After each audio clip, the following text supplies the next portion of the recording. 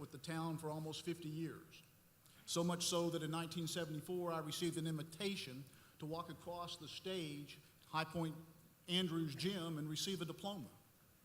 When I took that piece of paper, I felt three emotions. I felt a sense of pride, a sense of empowerment, and a sense of excitement. I knew that through hardworking teachers who had served as educators, mentors, and disciplinarians, that I had been instilled with the knowledge and the values that was going to allow me to tackle the challenges that were in my future. When the students of Guilford County walk across that stage in 2017, they need to be handed more than just a diploma. They need to be handed a lifetime of opportunities that are made possible by the life skills and the academic skills that they learn through education. I hope to have the opportunity to represent District 6, to advocate for those children, and to make sure that they had that same quality education that I received as a student, so that they too can tackle those skills that lay before them. All right. Kim, since you're running for District 6, I'm going to ask you to speak next. Thank you. I was glad when they said unto me, let us go into the house of the Lord. I really think that it is so appropriate for us to be gathered here today. Being a woman of faith, I think that this is a great opportunity for all of the candidates, and that I hope that this will be an example to a lot of our other faith-based organizations to also take this lead and being at the forefront of everything that's going on in our communities. I am originally from Brooklyn, New York, and I'm a mother of 6 children. I relocated to North Carolina by via of my husband's employment opportunity. And I have to say that in Brooklyn, I served on the community school board there for at least 3 terms. So relocating here definitely took me away from what I had a great passion about, and that was seeing children in schools and working with teachers, working with principals, working with superintendents, working in the whole community, being able to go in and out of schools every day and see what is happening on a day-to-day basis. And I really missed that in relocating here. So I decided when the opportunity came that I would put my name on the ballot. So I'm very passionate about public education. As I said, I have 6 children, and they have attended different types of schools. They have tried the so-called schools of choice in New York City, so I have a great understanding of the charter school movement and the movement to privatize public education. I am on the board of Parents Across America, which is a national organization, so my advocacy does not just stop locally, but is also on a national level. And I'm expecting to win on November 8th. Thank you. Thank you. Anita, we'll go back to you. My name's Anita Sharp, and I'm a school board candidate for District 2. I want to thank Mount Zion Baptist, the civic engagement team, and Bishop Brooks for putting on this forum tonight. I served on the Board of Education from 1990 to 2008. In 2007, when we experienced the devastating downturn in our economy, because of my job, I made the decision not to run in 2008, and I've regretted it ever since. As you know, the things have improved a little bit in the economy, and I'm now in a position to come back and serve the children. I believe in public education. I believe that every child has the right to a public education. I know a lot of you in this room, you know me, I work hard for you and your children. And one of the things, we've probably had 15 of these forums throughout this campaign season. This is an absolutely wonderful brochure, but if you look on page 25, you will see that my opponent gave no response. That's another reason why I'm running. In order to serve the children and the parents in the school system, you have to be out in the community. You have to be out there listening. I want to be out there hearing what you have to say. I've responded to every invitation, and I will be in the schools getting the firsthand look at what's going on, what's working, and what is not working. Your board is a policy setter. I work well across the aisle with the board members. I am a Republican, but when I sit at that board table, I'm not anything other than a board member representing your children, and thank you again. Okay. Angelo? Hi, my name is Angelo Kidd, and I am running for the District 3 seat for the Guilford County Board of Education. And before I go any further, I also want to thank everyone in the building, Mount Zion, Bishop, for this wonderful opportunity. I'm humbled to be here. I'm honored to be here. Again, Angelo Kidd, live in Greensboro. I'm running for a District 3 seat. I am a Democrat. I'm not a politician, but I'm running. And why am I running? Well, I recently retired after nearly 46 years in education. Yes, 46 years. 21 of those years were in the classroom, teaching English and history and coaching. And I always say, to look at me, you never knew I was a basketball coach for 20 years. All I have to do is to stand up and you'll realize the importance of that. I had a 7-footer who made me a pretty good coach. And I also spent 19 years as a principal, including schools such as Southeast Guilford High School, Nathaniel Green Elementary, Northeast Guilford High School, Northwest Guilford High School, and I was fortunate to show improvement in each of those 3 high schools I was principal of. Very proud of that. Then I spent nearly 6 years as regional superintendent supervising 30 schools and was instrumental in helping a couple of schools turn around, namely Oak Hill and Fairview, to rise from the ashes to a new phoenix. The one school, Oak Hill, at one time was the lowest performing elementary school in the state of North Carolina. And in a short time, we rose to a national Title I School of the Year. I'm not running on a partisan agenda. I'm not running to use the position as a stepping stone for another elected position. I'm running to give back to the community and to the kids. Angelo Kidd. All right. Mary, would you pass her the mic, Mrs. Kidd? Thank you. I'm Mary Catherine Sauer. I'm running for District 5 for the Guilford County School Board. I'm first a parent. I've got 4 children, and I've also been a tutor and an academic advisor. I've founded 2 charter schools, Cornerstone Charter Academy and Piedmont Classical High School. In all of those different positions, I've gotten to see students from all across Guilford County. I've tutored students from lots of different schools. We've got some problems here in Guilford County, let's be honest. If you have money, you've always been able to get your child a great education in Guilford County. Guilford County Schools does some great things like their magnet school program, but you have to be lucky. The best magnet schools have waiting lists. You have to either be lucky or have money where you can move into a good school district or can afford to homeschool. It is not okay that we're leaving students behind. It is not okay that we have an almost 90% graduation rate, but we're graduating kids and giving them diplomas who can't make it at community college, who have to take remedial classes and spend money to learn to read.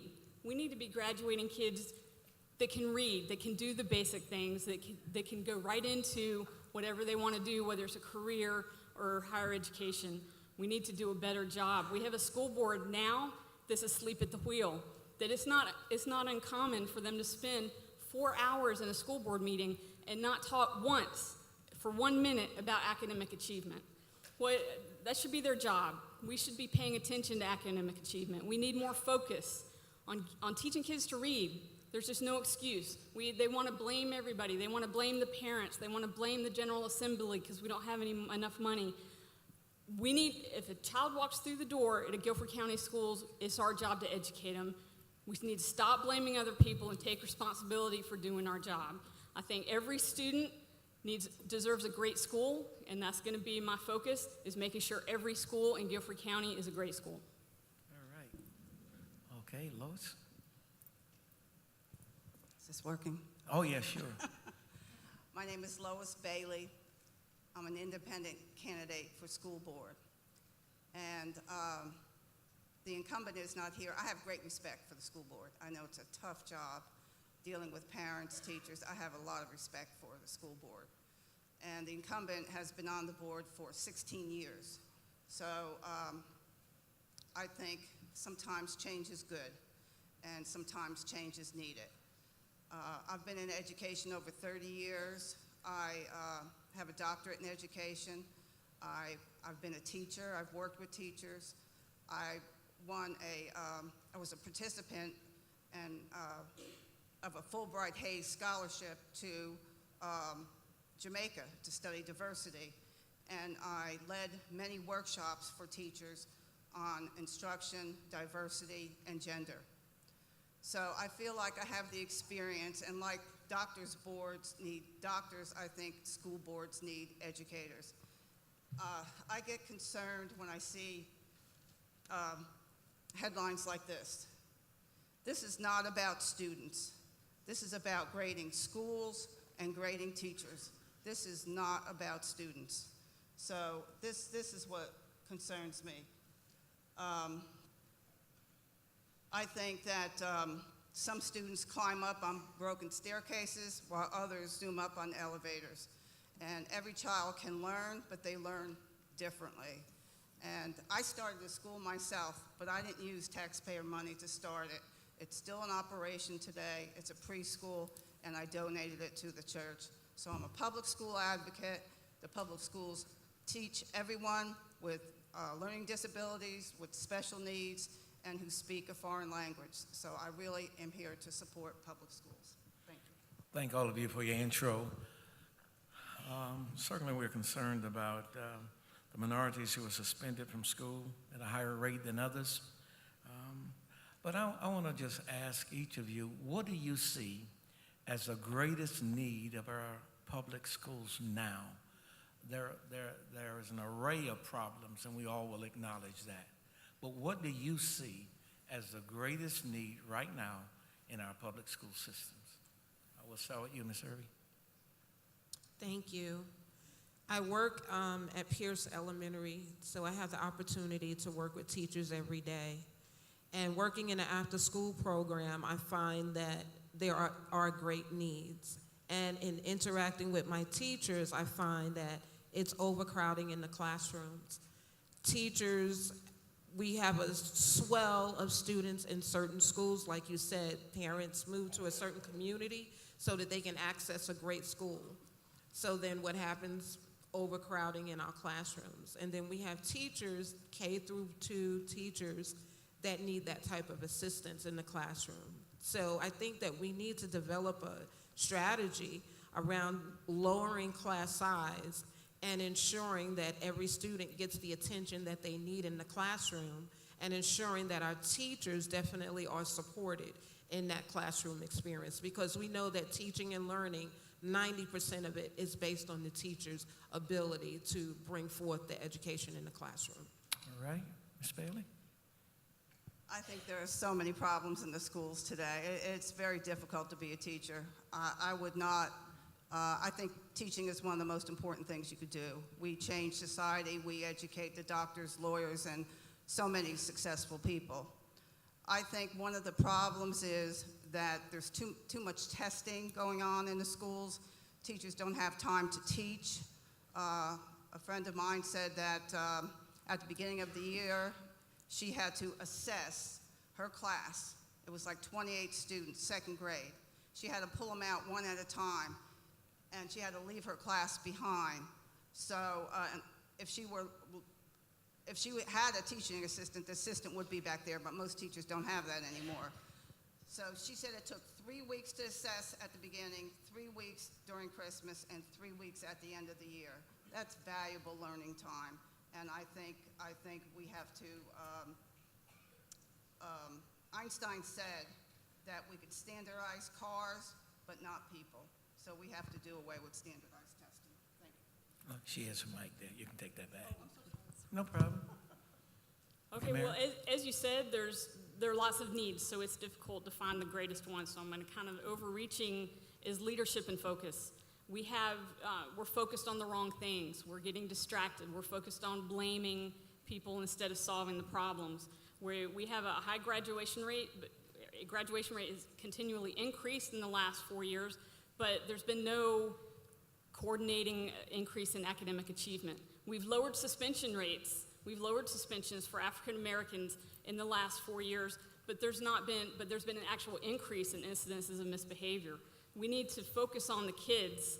We need to focus on academic achievement. We need to make decisions based on what's best for the kids and not what's best for the administration. We gave Mo Green's been gone. He left last March, but we are still paying for his entire family's health care on the backs of our students. We need to get resources back in the classrooms. We need to focus on what's best for kids and making decisions based on what's best for kids. Okay, thank you. Mr. Kidd? You're right, it's hard to narrow it to just one issue. One thing that I'm concerned about is the shrinking teacher pool of candidates. We're not seeing people go into colleges and universities with the idea that they're going to become teachers. It's shrinking to the point where we're going to be facing an extreme shortage, just not a shortage, but an extreme shortage very, very soon.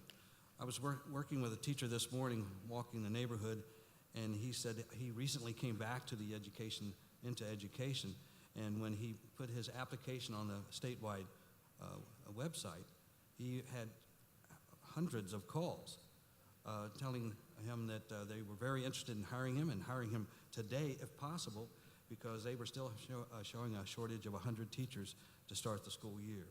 So I think the greatest, and we have a lot of issues. Literacy, of course, is one. But the biggest issue is we're going to run out of people who are going to go into teaching, so we have to also beware of people not being prepared to go into administration as well. Thank you. Anita? There are a number of issues, but if I have to name one, it's the top issue. It is the literacy. I've spent the past 8 years in a volunteer tutor program. I didn't just retire and sit around doing anything. And what I have seen is a lot of the kids know the words, they can read the words, but when it comes to answering the questions, they have no comprehension. We can teach that. We need to focus on it. And one thing that if you watch the board, if they decide to focus on something, they're usually pretty good at accomplishing that. So I would like to see them focus on literacy and graduating students who can read and read well, because if they can do that, there is no limit. They can do anything they choose to do. Thank you. Wes? You're on. I would agree that these academic issues need addressing and addressing quickly, but I would suggest to you this afternoon that the biggest problem facing the school board is the inability to make strong financial decisions in the interest of the children. When you waste millions on defective digital tablets and mismanaged construction funds, the money runs out, and it's all within the control of the board to conserve and spend these dollars wisely. I'm a small business owner. I'm a general contractor by trade. I know how essential it is to properly evaluate construction bids, to select the right contractor, and to implement a project management program that succeeds. When this school board allows cost overruns in projects such as High Point Central, where you're going to have $9 million that you have to account for and displace students for 2 years, it's not in the best interest of the students. Bring back fiscal responsibility to the school board, and these academic issues can be funded and solved. Thank you. I agree with a lot of what I've heard up on this podium tonight, but the absolute number one difficulty in Guilford County Schools, in my view, and where we should prioritize, is to help particularly our at-risk, high-poverty schools and families have their children reading at grade level by the end of 3rd grade. So much hinges on reading and reading proficiency. Surrounding schools to Gate City, that's opened up on off of East Wendover, surrounding schools, those children are reading at about a 20 to 25% proficiency at the end of 3rd grade. That's totally unacceptable. If they are not reading at proficiency by the end of 3rd grade, they never catch up, and it becomes increasingly more difficult and more problematic as they go into 4th and 5th grade, and they get frustrated, problems are created, eventually, studies have shown that 50% of our incarcerees were not reading at grade level by third grade. 50% of our street people and our substance abusers, reading, reading, reading. Thank you, sir. Mr. Gladden. Thank you. As the only candidate running for District 7 who attended the fall retreat for Guilford County School Board, I will have to agree with our administration that it is infrastructure, particularly our long-term economic infrastructure. Guilford County Schools owns more property than any entity in Guilford County. We own approximately 127 schools, and we are appropriated approximately $6 million from our Guilford County commissioners for maintenance and repair. Speaking of repairs, we currently have a repair bill over $89 million, including 4 HVACs that are set to go out, one being at one of my schools, Lincoln Academy, and the approximate cost for that is over $4.5 million. When you look at what it would take to fix and repair every issue that we have in Guilford County in terms of a bond, we're looking at over $500,000.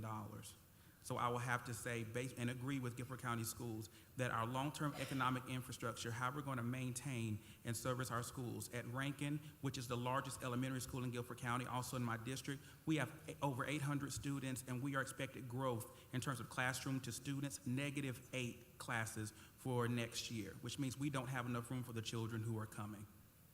Great, thank you. Yes, ma'am.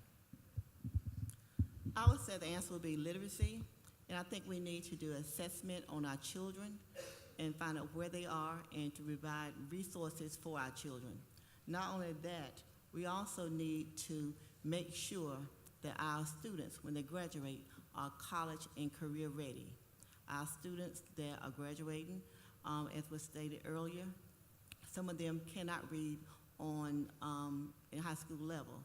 So in order to make sure that happens, we need to make sure, start at early intervention, make sure at elementary schools, our kids have the resources they need to make sure they are reading before third grade on level, and make sure that they continue to read by providing resources for our students and also for our schools. Thank you. All right, we're going to let you do your 1-minute summation. I really do wish I had time to just drill much deeper, because our kids' livelihood is at stake. And unfortunately, because of the forum, we don't have that. But I want to say this to I say it. Go ahead, do your summation. Okay, my summary is, again, my name is Betty Jenkins. I'm running for District 7 Board of Education. And what I was trying to say earlier, got caught off for time, was because my name was not on the ballot early, it's because I decided to run after the deadline, and I had to go out and get 1,600 voters to sign my petition in order to get my name on the ballot. I succeeded that by getting over 2,100 names to be placed on the ballot. So that tells you that I had the eager to work for our children, to work for our schools and our community. Otherwise, also, when I be placed on the ballot this time and hopefully win the election, I will come back to my community, talk to my community, talk to our parents, and bring the information back to my fellow board members, because there's nothing like sharing information that you receive outside to bring back to the fellow board members to let them know from what the parents, what the community, and what the students, what they want and what they need to be successful. Thank you. All right, Mr. Gladden. Hi, thank you. Again, my name is Byron Gladden. I am very excited to work and represent District 7. I have a number of endorsements, including our very own Mayor Nancy Vaughn, our Mayor Pro Temp Yvonne Johnson, Gladys Shipman, Dr. Goldie Wells. But the most important and significant endorsement has to be with our Guilford County Alliance of Educators. That's our teachers union. You trust your teachers, and by unanimous vote, they trust me. And that is what I'm asking you to do as voters. They were, after I received the endorsement, I did an interview, and they happened to hear my opponent go on record stating that teachers are not teaching our children, substitute teachers are. And so I believe our teachers show up, and I believe our teachers engage our students, and that is why I have their 100% vote of confidence and support, as well as with the community and every grassroots organization in Guilford County that supports children. Again, my name is Byron Gladden. Vote for me. You'll be glad you did. Thank you. All right. Thank you, Byron. You're welcome, Alan. My name is Alan Hawks. I'm running for at-large school board. I'm running against a 16-year incumbent who is a very charming school board chair. I like him, but under his watch, Guilford County has 39 failing elementary and middle schools. Totally unacceptable, unaccepted. We should and could do better.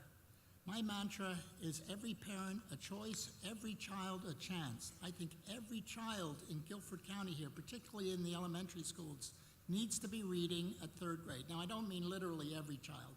If we can get it to 80% instead of the average 50%, this would solve a lot of problems down the road for Guilford County schools. In at-risk, high-poverty neighborhoods, we're lucky if we're getting 20, 25%. We can do much better. We need somebody who's seen how it is done and it works. I've seen it all over North Carolina. I think Guilford County schools can be a stellar school system, and we can get those children achieving. Thank you. Yes, sir. As I listen to all the problems that have been identified today affecting the Guilford County schools, I nevertheless remain encouraged and optimistic because of you. Your presence today indicates that with the selection of the right Board of Education, that these problems can be addressed, your children can be taught, and that this school system can reach its maximum potential. I passionately believe that education is a difference maker in the lives of young people. I'd like the opportunity to provide them with that education to make sure that their lives are fully enriched and that they can go forward knowing that they can meet the challenges and succeed. Thank you. Anita? Again, thank you for having us here today. This has been a very well-run forum. One word in general is when you go to vote, please vote the entire ballot. Most people stop about halfway through, and we're at the bottom, along with the judges. So just vote all the way down, please. And I have a couple of promises that I will make to you that I will keep. I will work for your children. Every vote I cast will be cast in the best interest of the children. I will be available to you. You can call me probably not 3 o'clock in the morning, but you can call me anytime. My numbers are public. I will respond to you. I will help you with your problems. I will help your children. And again, thank you. It's been a pleasure to be here today. All right. Angelo? Thank you. I've already mentioned 46 years of experience, and if elected, I'll be the only board member with experience at all 4 levels of public education: elementary, middle, high, and central office. I've been on the inside looking out and the outside looking in. I've been endorsed by 5 major organizations: the Guilford County Association of Educators, the News and Record, just as of today, the Greensboro Real Estate Association, and as well as the Triad Labor Council. I want to say a little bit about literacy. You know, literacy is the focus of every teacher from day one, but we're still not getting the job done because we're not dealing with the barriers that keep kids from reading. Barriers such as our own implicit biases, barriers such as our expectation gaps that we all have and we must deal with. So I'll be there to work on that because I know what's going on in schools because I've experienced it firsthand. Please vote Angelo Kidd for kids. All right. Mary? Thank you, and thank you so much for the opportunity to come here and talk about this. I'm passionate. I love talking about education. So please feel free to call me. I would appreciate your support. I've got a website, and you can call me at 3 o'clock in the morning. Don't call me, though. I'm sorry. If I don't answer, I'll call you back. We have some problems. We have some problems that aren't going away, have been getting worse. We know that there's an achievement gap when kids come into kindergarten, into the school system. But I don't know if you know this, but the longer they're in Guilford County schools, the wider that gap gets. We're not doing something right. We need a better way to do it. We need a school board that's not asleep at the wheel. We need a school board paying attention to things. We are right now in Guilford County spending more money per student than we ever have before. We're spending more money on K-12 education in Guilford County than we ever have before, but we're not seeing results of that. I think partly we need to be more fiscally responsible. In addition to paying, I like Mo Green, he did some great things, but in addition to paying for his health insurance for his whole family right now, even though we have a new superintendent, our school board, our current school board gave him $30,000 in essentially cash as a parting gift. That's irresponsible. That $30,000 could have bought lots of stuff for our kids. Thank you. All right. I'm Lois Bailey, and I too petitioned to get on the ballot because I felt it was very important. And what I want to say is that schools mirror society. They mirror society. If there's a drug problem in society, we teach it. If kids aren't having breakfast, we serve them breakfast. So schools are asked to do so many things. And the public schools are asked to do more and more with less and less. And I would say this, I've been in education for a long time, and I could say on one hand, I could say on this hand how many bad teachers I've seen. The teachers I've seen work hard, they're there till 7 o'clock at night, they care about your child, they buy their own supplies, so I don't know anybody who works harder, so I just want to say that. Thank you. All right. I would like to say that I am, again, very passionate about being a part of the school board of Guilford County. My children have been served well. I have a child that attends STEM Early College at A&T. 2 of my children attend school in High Point at Penn Griffin School for the Arts. I'm a parent that's very engaged in the school system. And I do believe that that is an area that needs to be uplifted. Parents vote, and parents need to be empowered, and parents need to be at the forefront of guiding their children's education. And that is something, a voice that needs to be lifted on the school board, that as a parent, an active parent, a parent that's also part of the Guilford County Council of PTAs, I'm fully engaged on a daily basis and working with our community, which is very important. I believe that I represent the community and that I will not act on anything that the community has not told me to do. I will vote according to how the community moves me. So if parents say yes, I say yes. If parents say no, I say no. Thank you. I'd like to take this time to thank all of you, number one, for caring and desiring to care for our children. The next group that's coming up is lawyers and judges. It's a whole lot more of them than they are of you. What you do is prevent them from having a job. And so if you could, in fact, do a great job, their job would be a lot easier. I challenge each of you, no matter who wins, to give our kids the best possible chance for success in Guilford County and North Carolina so that we can make the world a better place in which to live. Thank you so much.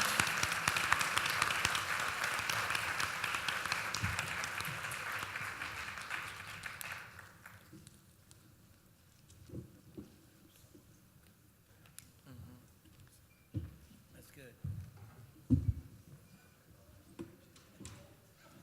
Seat, Samet seat, Sherelle seat, and as soon as the names are set, we're going to call you forth. And I do want to thank the audience again for your participation and, of course, for your involvement, as it were. I am literally overwhelmed at the fact that all of you are so patient. Someone asked me, I think it was Pete who asked me, how in the world could you have a political forum when A&T is having a game?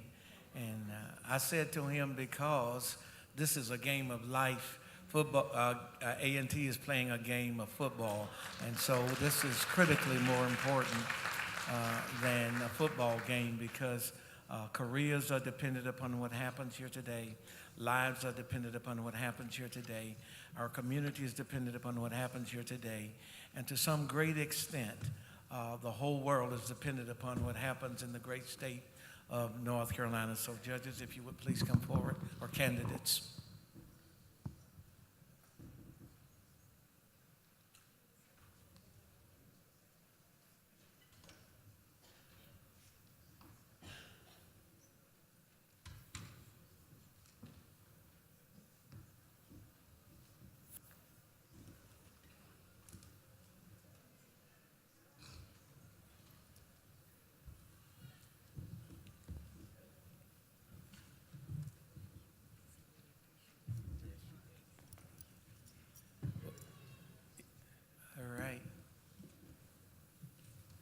All right, anybody need a stretch? Okay. If you do, just raise your hand and I'll come take up the offering. It's like Sunday morning. All right. Well, thank all of you again for coming, and I know it has been a long sit for you, but your job is critically important. For those who make mistakes, certainly you make the difference. So we're going to go ahead and get started, and we're going to start with Mr. Morgan. You get 2 minutes, sir. Thank you, Just to Bishop remind- Brooks. Yes. And I'll stand if it's okay, because the Yeah. podium is blocking the view of some folks. Okay. So thank you very much for this opportunity. It's great to be back here at Mount Zion. I had a very uplifting Sunday morning service 2 months ago, so it's always good to be here on this sacred ground. My name is Judge Mike Morgan, and I am a candidate for the North Carolina Supreme Court. I hail from New Bern, North Carolina, a small town in southeastern North Carolina. I'm a product of the New Bern public school system. During the course of my public school education, I had two very pivotal moments in my life. When I was 8 years old, as a fifth grader, I integrated an all-white elementary school, Trent Park Elementary School, one of 5 black students to enter the public school system in that year of 1964. Also, as a high school junior, I was the first black drum major of our only public high school. Therefore, I was the face as the ambassador of our high school band as we traveled around doing parades and football halftime shows. I went to Duke University, graduated from there, undergraduate history and sociology. I graduated with honors from North Carolina Central University School of Law. I've had a 37-year career in the law, the last 27 years on the bench of this great state of North Carolina, 11 and a half current years as a Superior Court judge, 10 and a half years prior to that as a district court judge, and 5 years prior to that as a state administrative law judge. Altogether, 27 years going in ascending order as I continue to elevate towards the North Carolina Supreme Court. In addition to being a judge in the courtroom, however, I've also been in the classroom as a judicial educator. I've been teaching judges from across the country how to be better judges, being a faculty member at the National Judicial College, the preeminent institution for judicial education.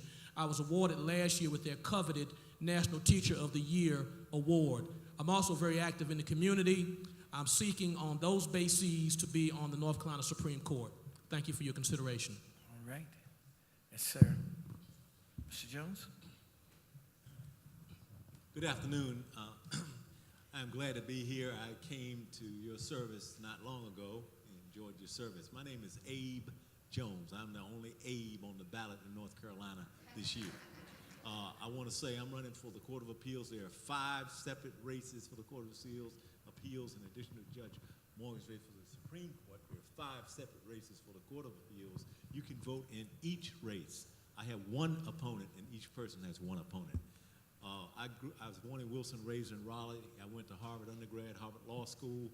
I clerked, also been a prosecutor, defense attorney, and a judge. I don't think anyone running has certainly any more broad experience than I do. And what I would bring to the bench is 17 years on the Superior Court bench, where I handled every kind of case that there is, and I'm ready to go forward and do this. I think it's very important that the perspective of one be on the Court of Appeals. They sit in panels of 3, and then whatever they do will go up to the Supreme Court. But about 90% of the work of appeals, from civil and criminal, end in the Court of Appeals. It ends in the Court of Appeals. So what I ask you to do is go study your guides, go to voteabejones.com. You can read about me. You can read about my background.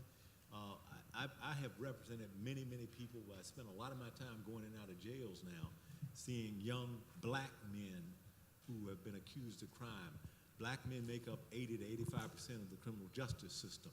There's not a single African-American male on the Court of Appeals, not one, out of 15 seats, not one. Okay, so if those of us are successful, we will change that. We will get 2 African-American males and a wonderful African-American female judge, so we'll have 4 out of 15, and that would be a big accomplishment. These races, unfortunately, are marked Democrat and Republican. The people in power thought they would be to their advantage. Surprise them. All right. Angela? Thank you. I am District Court Judge Angela Foster. I have been your District Court Judge since 2008. That is the year that I was elected by the citizens of Guilford County. And I have served in each and every courtroom on the District Court floor because I have the experience to serve in each and every courtroom. I am a lifelong resident of Guilford County.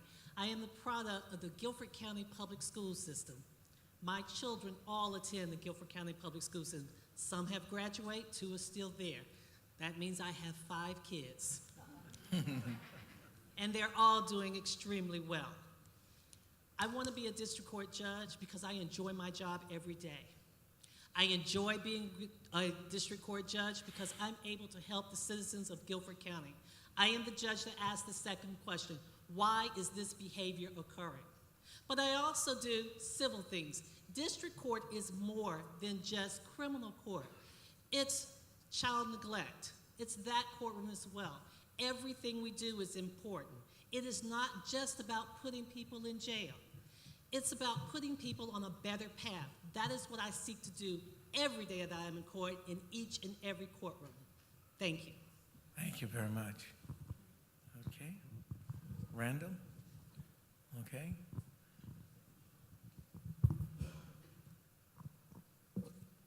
Thank you, ladies and gentlemen. I'm Randall Jones. I, too, am a district court judge. I've served in that capacity for the last 2 years. I, like Judge Foster, have served in every court. We serve in civil court. We serve in family court. We serve in juvenile court. We serve in traffic court and criminal court. And criminal is just a very small part of it, but there are a number of courts, and I started doing that from the day after I was sworn in. And part of the reason I was able to do that is because of my experience. I, like the other Judge Jones, have quite a bit of a broad experience. I'm a graduate of public schools in Guilford County, a lifelong resident, went to Wake Forest, and when I graduated, I took a different path. I was a law enforcement officer with the Guilford County Sheriff's Department, and I did everything from jailer to patrolman to CSI to detective to patrol lieutenant, commanding a platoon of 18 when I went back to law school. And I went to law school at NC Central, and I got an excellent education there and worked with the Attorney General's office while I was there. When I graduated, I came back to Guilford County and worked as a police attorney for High Point. I was a labor lawyer dealing with labor and employment matters for a number of years. And then I went back to criminal law, representing indigent defendants at the Public Defender's Office in High Point. I did that for 13 years, and during that time, I represented everybody in cases from capital murder down to trespass. I have had an African-American client who was falsely accused of murder and stayed in jail 15 days, but I used my law enforcement background to get the case redirected, to have him exonerated and found not guilty, but his case is dismissed. I know the glitches in the departments and glitches in the system, but my background has helped me to correct those. I've also served as a prosecutor and know the problems of victims. Before I came on the bench, I had my own private practice doing civil and criminal litigation. As I said, I'm a lifelong resident. I enjoy my job and working in the courts. It gives us a chance to protect the rights of the individual, to protect the rights of children, and above all, to protect the Constitution, which protects all of our rights. I'd like to continue doing that. I appreciate your support, and thank you for allowing me to be here today. All right. Yes, ma'am. Mrs. Cutchin. Good evening. I'm Tanya Cutchin. I'm a candidate for District Court Judge in the Randall Jones seat, who was actually appointed by Governor McCrory after running in 2004 and 2008 and not winning his election. I first would like to thank my Pastor Emeritus, Bishop Brooks, as well as my church family, Mount Zion Baptist Church, as well as the Civic Engagement Committee for hosting today. I actually began my career as an accountant, and while in an accounting firm in Raleigh, I actually pursued a Master of Business Administration and received a law degree from North Carolina Central University. Upon completing that program, I relocated to Washington, D.C., and served as a corporate attorney for a few years. But I relocated back home to Gifford County, and I've served in Gifford County as an attorney for the last 11 years. I've served in every courtroom in Gifford County, in the state as well as federal courts. I'm still licensed to practice in Washington, D.C., as well as in North Carolina. But more importantly, I'm in the position where I want to make sure that every person, no matter what your social class, the color of your skin, your economic background, you deserve justice, and it should be justice for all, not just for those who can afford it. And that's the reason why after 5 years in private practice, I left private practice to join the public defender's office where I've served for the last 6 years, because I believe that everybody deserves competent legal representation. I currently serve as the district court supervisor, and as a district court supervisor, I manage district court on a daily basis. I constantly step into mental health court, to drug treatment court, as well as juvenile court on a daily basis to make sure that our citizens receive the proper representation that they deserve.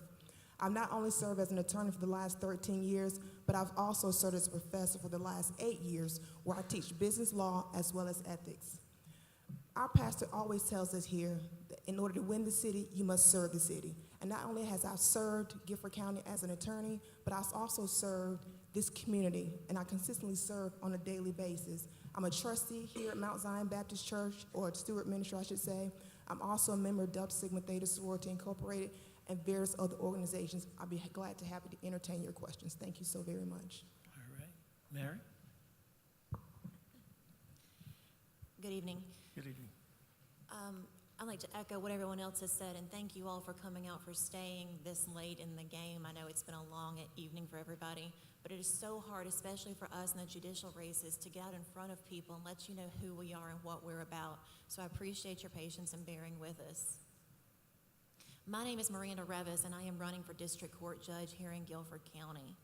With all due respect to my opponent, I am the only person in my race that's practiced in every district courtroom in Guilford County, Greensboro, High Point, civil, criminal, adult, juvenile that we operate. I have much more broad range of experience, and that's what makes me the better choice for judge.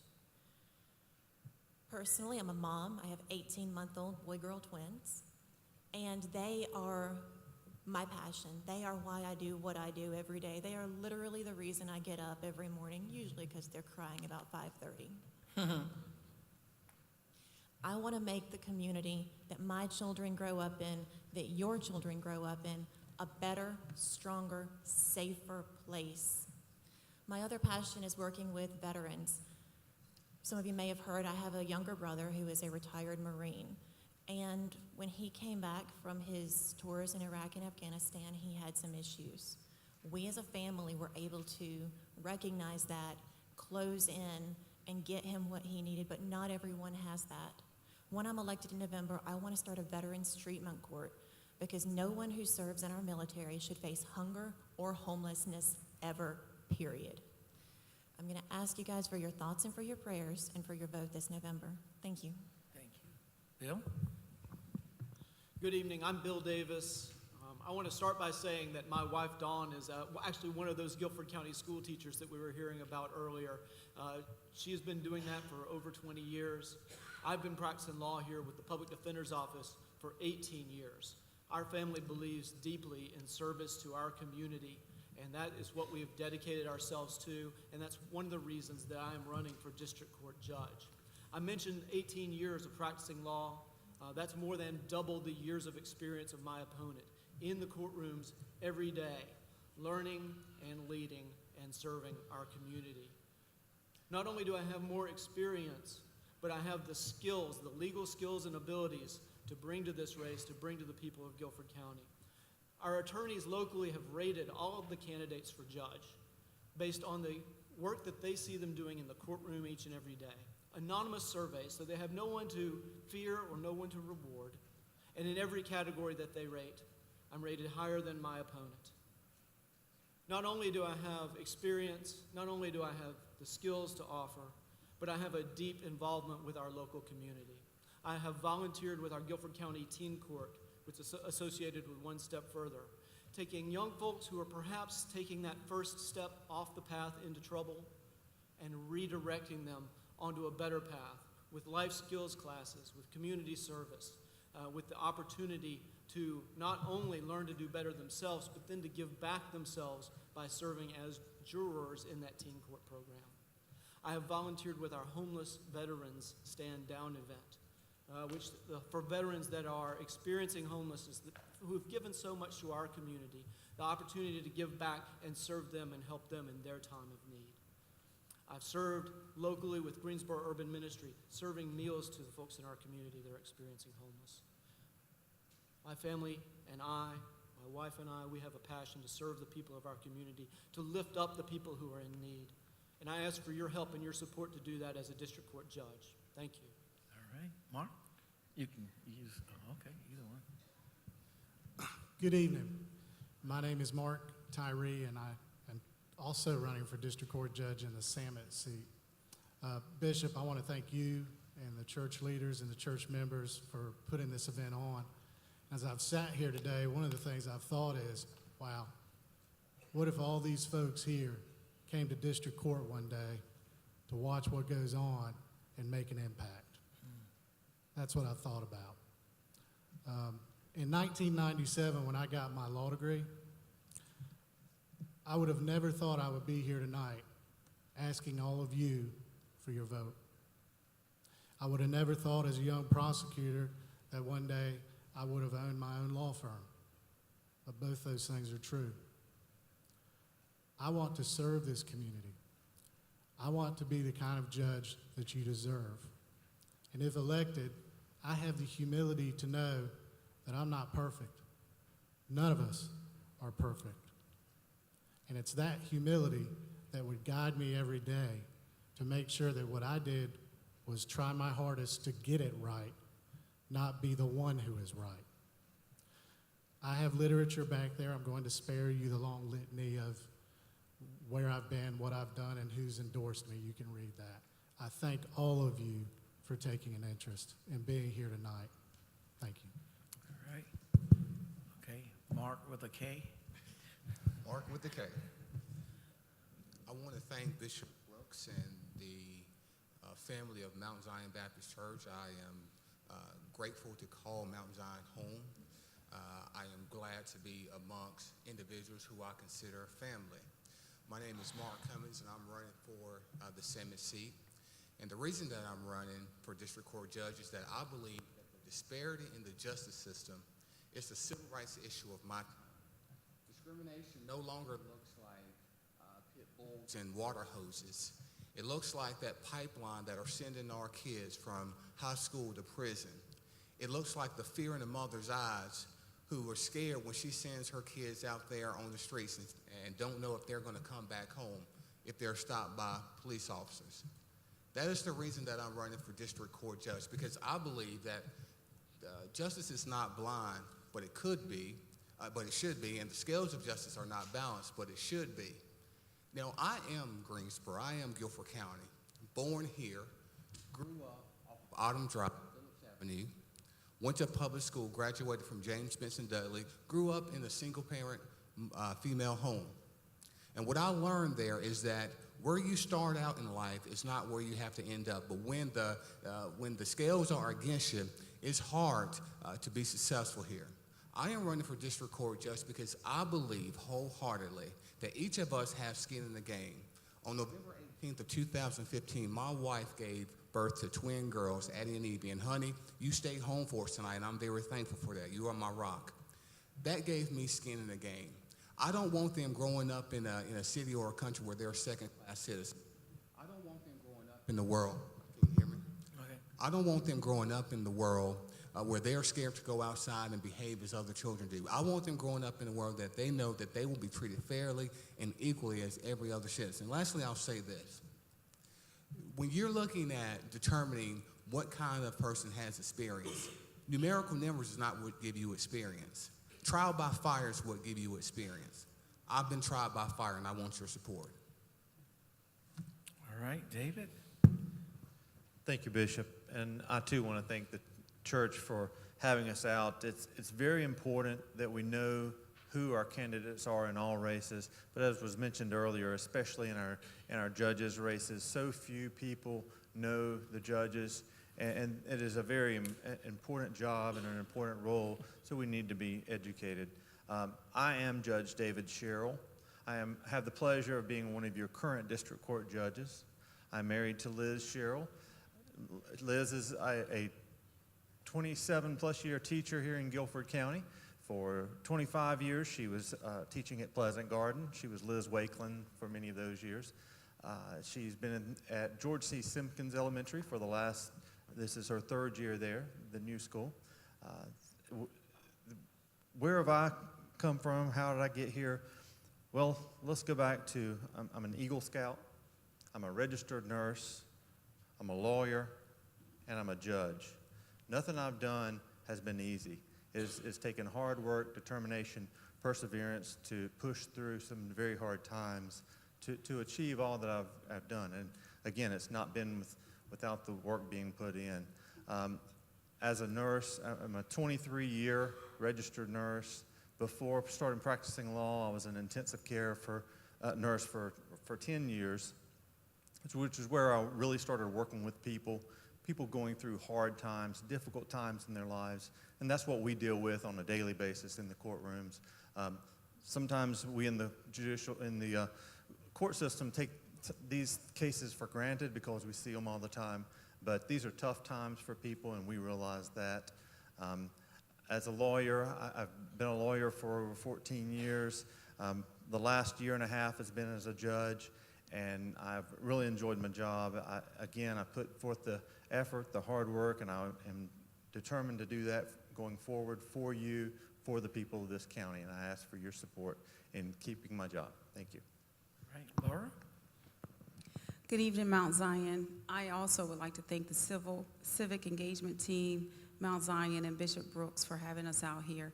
As one of my colleagues said, it's so often in this race we don't get to come out as judicial candidates and tell you about ourselves. I am Laura Cubbage. I'm running for district court judge for the Sherrill seat, and I'd like to thank David for a clean race. We've had a great campaign journey, and I'd like to say thank you again. I went to A&T here for undergrad, went to Carolina for my law school degree. I'm just as experienced as everyone else, but what you, as a resident, should want to hear is, what is it that I'd like to see happen on the district court judicial bench if I'm elected? Well, what I'd like to do is I'd like to continue to work, as I do in the community, to bridge gaps. I'd like to continue to work in the organizations, creating programs to develop children, and I'd like to make decisions on the bench by applying the law with no biases and change futures. The good thing that you've heard today is almost from the top to the bottom of the issues that we face in Guilford County and the state of North Carolina. When you hear about the education cuts, the job cuts, the profiling, the this and the that you've heard up here, it all trickles down to what goes on in the district court courtrooms, from families that are broken, from children that are broken, from victims and defendants that are broken. And they all need and want an opportunity to be heard. They want someone that cares about their concerns, that knows their needs, and that is willing to serve them, not just in a 9-to-5 capacity on a bench or in an office, but get out into the communities and actually listen and hear them. I am that candidate, and I've been out there for over 20 years. I respectfully and humbly ask for your vote on November the 8th and an early voting, which starts Thursday. Thank you. All right, thank you so much. I'm going to say this, and then we'll move to your question. When I was growing up, I wanted to be a trial attorney, and that didn't happen. I wanted to be a good businessman, kind of, sort of. Then I wanted to be a comedian, so the Lord called me to preach.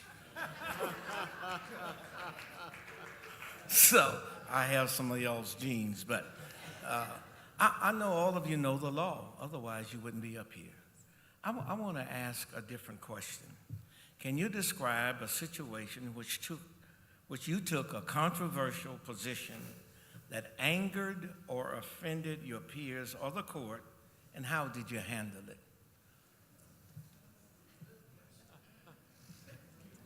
I'll start with you, Laura. a controversial situation. When I was a district court assistant district attorney here in Guilford, which I served for 5 years doing that, I had a vehicular homicide case. And in vehicular homicide, someone has done something to break the law, probably an infraction, but in doing that, in this particular case, the young man crossed the center line and ended up killing the driver in the next car.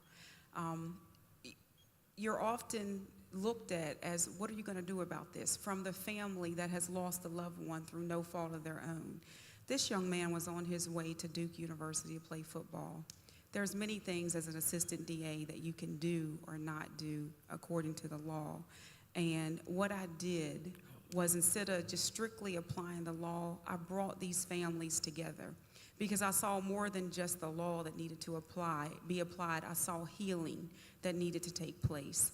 And the outcome, and I'm so thankful for this, was the family asking that nothing happened to this young man, but he be allowed to go on to play football at Duke. And to this very day, he has graduated from Duke, and he still keeps in contact with that family. Thank you. All right. All right. That is a very difficult question for a sitting judge. We have rules that say we can't talk about cases that Okay. or may come before the court. Okay. Well, tell me about your wife that you didn't agree with. No, I'm only kidding. But I never want it to seem like I'm avoiding a question or evading a question. And I think what came to mind is this is a nonpartisan race. Right. It's a nonpartisan job. A judge is charged with being fair and independent, that they take the facts of every case, apply it to the law, and make a decision about that particular case. I have a lot of friends in the legal community, and sometimes you can imagine an attorney might come before the judge, says, I know David Sherrill, we go way back, I'm sure he's going to side with me in this case, and then he looks over and another one of David Sherrill's friends are in the courtroom. And everyone who's come before me so far, I believe, realizes they don't know how that's going to turn out. Because there's always two sides of every story in a courtroom. And it's the judge's role to listen to the facts, apply the law to the case, and make a decision accordingly. So, controversial. Every person I know in the legal community comes before me wondering what I'm going to do today because you have to be fair and independent. Thank you. Mark? Great question. Because this is a very good question. I want the audience to hear my answer. As probably one of the most successful criminal defense trial attorneys, most of my cases are controversial. And one of the reasons that they are controversial is because I don't believe that your default position should be to please your client in. I believe that you should go out and investigate every case as if that defendant was your family member, and I do that. And I try a lot of cases, and I win those cases, and it seems to me that there is some people who do not like that about me. They don't like that I do my job. They don't like that I try cases. They don't like that I hold the state to its burden of proof, proving guilt beyond a reasonable doubt. I think that's the most important thing in our judicial system, that it takes a lot to take away a person's liberty. It takes a lot to give them a record. I will hold people accountable, even if people do not like me. I always say this: some people are more worried about the words that are written in the newspaper than those that are written in the Constitution. I will not be that type of judge. All right, Mark with a C. Thank you. Bishop, I feel like I take controversial positions every day. As an advocate, that's what we do. But the one thing that came to mind was more of a learning experience, but it was a bit controversial, not in the community context, but with regard to the job I did at the time. I was a young prosecutor. I think I'd been in the job maybe 3 weeks. I was in the courtroom, an officer pulled me out of the courtroom. I was getting ready to dismiss his case because that was my prerogative based on what I had heard. The officer told me, I've been doing this a lot longer than you. If I charge them, they're guilty. Now, he was a good police officer. He retired. We're friends. But he was wrong about that, because the job of a prosecutor was not to convict, to seek justice. I went back in that courtroom and I dismissed that case. And I learned that day that I had what it takes. It was a bit controversial, but I did the right thing. That's what I'll do as a judge. Okay. Thank you. Bill? Thank you. So, as a public defender, I walk into a courtroom every day ready to fight as hard as I need to fight for my client. And sometimes that means standing up to a police officer. Sometimes it means standing up to a district attorney. Sometimes it means standing up to a judge who has the wrong thing in mind. And I'm in there every day doing it and ready to do it as much as I have to get the right outcomes for my client the best that I absolutely can. That's a general outlook, but you're asking for a specific story, right? I'll tell you one. I had a case one time, and I looked at the evidence, I looked at the fact, I said, they had no reason to stop this man. The only reason this officer stopped this man is because of the color of his skin. And I filed a motion to suppress that evidence. I went into that courtroom and I fought that motion out. I didn't win, but I fought it out. And that officer walked out mad because he thought I was calling him a racist. The judge was mad because I was raising that issue. The DA was mad. Every single person in that room was mad at me except for maybe one. My client said, you stood up for me. You did what was right even though nobody else in there liked it. That's what I have. That's what I do every day. And not only that, but later that day, I ran into one of our bailiffs in the hallway when no one else was around and he didn't have to kind of show face for the other law enforcement. And he said, you know what? None of those other folks liked what you did, but if I'd been in that situation and you'd been my lawyer, I would have wanted somebody fighting for me just as hard as you were. All right, Mary? I spent my first 2.5 years in the public defender's office as our juvenile public defender. And juvenile cases are incredibly difficult for a number of reasons. You have parents involved, a lot of times schools are involved, DSS is occasionally involved. There's just multiple agencies, and it's a very tenuous walk. I had 2 young ladies in very short succession. I believe they were even the same week, both of whom were strip searched at school in front of a male administrator. So overwhelmingly not okay. And I went to the then prosecutor and I said, you have to dismiss these cases because they are unconstitutional for so many reasons. I need a PowerPoint presentation to explain them all to you. And she said, absolutely not. The girls they found what they were looking for. I said, I don't care. I don't care. And I'll spare you all the gory details of how it happened. Ultimately, both cases were dismissed, and the Greensboro Police Department subsequently changed their policy on how and when those are done. So that's one that I take home that I'm very proud of. Okay. Tanya? Well, thank you so much for the question. And it seems as if, as I walk into the courtroom every day, I seem like I face a controversial issue to the point where I'm known as the queen of cross-examination in the courtroom. Because every single time that my client walks through that door, he is either targeted or, I would say, in a position where he's judged before he even opens his mouth. And I had a situation where I actually was retained on a case. It was a criminal matter where my client was charged with 13 counts of armed robbery. And I will tell you, he was only 13 years of age. Now, North Carolina is one of the last states in the country where if you're charged as 16 years of age, you're in adult court. You're not a juvenile. And the fact is, even though he was only 13 years of age, they tried him as an adult. By the time I received the case, he had already been in a position where he was in the adult criminal courtroom, not in the actual juvenile courts any longer. He faced mental health issues. He had a whole host of issues that I can't explain at this particular point, but the fact is, I'm a single parent of a 13-year-old. And I see and looked in his eyes every single day and saw something was missing. He didn't have the environment around him. He didn't have the love, the affection, the care, someone that actually felt that he was in a position where every single day he needed to be in school or in a position where he actually needed to be looking forward to some kind of career alternative or even higher education. But the fact is, I fought every single day to make sure he stayed in the juvenile detention center, not in the adult courtroom or not in the adult prison. Because the fact is, he's 13 years of age. How could he coexist in an adult criminal jail and let alone adult criminal courtroom? The fact is, I won't give you the details of what happened in this case, but I will just tell you this. His family and even the victims were very satisfied with how I handled this situation, because granted, in this situation, they did lose personal belongings, but the fact is, we face an issue every single day with mental health.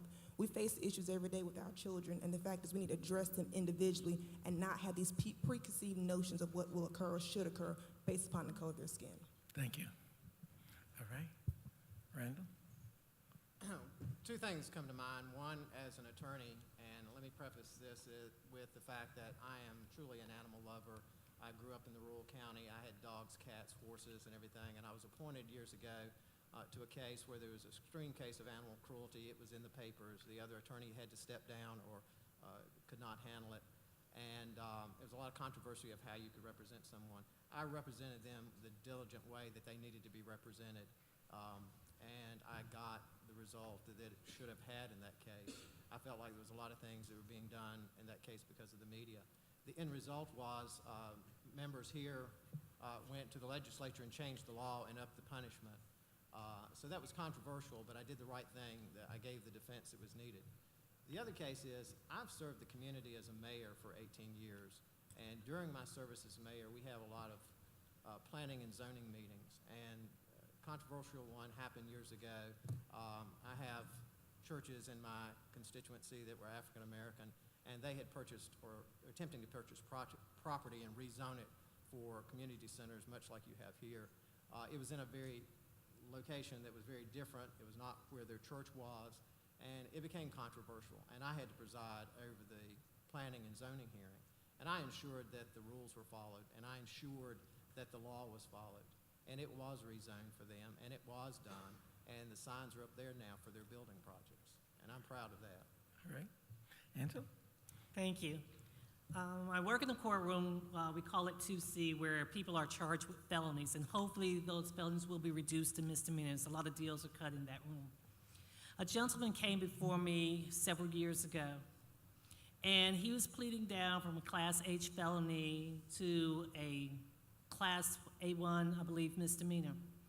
And so his attorney began to speak, and he told me the story about this young man. This young man was he was a senior at North Carolina A&T State University. He was an engineering major.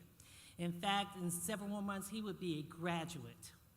But on this particular occasion, he was in a store. There had been a great amount of cash that was laid out on the counter. The storekeeper turned his back, and he took the money. He walked out of the building and had the money in his pocket. He got about 2 blocks away. And I guess the Lord came over him, and he turned around, and he went back into the establishment and returned the money. But the shopkeeper had already contacted the police, and he was charged. So the attorney told that story. He also told me about his grade point average. And he brought the documentation to show me that this young man had a 4.2 GPA, that he was going places. He was an engineer. He has already been offered jobs at DuPont. He has already had several job offers, not just DuPont, but there was the one that he brought the letter to verify that had happened. So I brought the attorneys up, the prosecutor, as well as the defense attorney. I said, you all can't work this out. You can't put him in the first offenders program. He doesn't have a record, and you want to give him a record, and he's about to graduate from college, an engineering major? He walked away with all that money, Judge, the prosecutor told me. I said, he turned around and changed his mind, and the shopkeeper got every one of those dollars back. Not some of it, not a little bit of it, but all of it back. No, we don't want to do that. He needs to understand, he needs to accept responsibility for his actions. Well, I'm sure that he accepts responsibility for his actions, but can we do something else? Can we give him some community service work hours where he can go out into his community and teach other young men how to make that choice? That even if you do make that choice, you can change your mind. You can be given a second opportunity. No, Judge, we don't want to do that. And the defense attorney looked at me, I've tried, I've taught this a million times. I said, well, listen, I'm not accepting the plea. And they looked at me and they stood back. Well, we'll just put it before somebody else. I said, you can put it before somebody else, but today, he's not getting that record. All right. Mr. Abe Jones. Yes, I served on the bench in Wade County as a Superior Court judge for 17 years. And I think I was known as a very independent judge. In fact, one of the reasons I'm no longer a judge in Wade County because I was so independent that it offended some members of the bench. One of them helped organize a campaign against me, and I lost my election. What I learned is you stand up for what you believe in.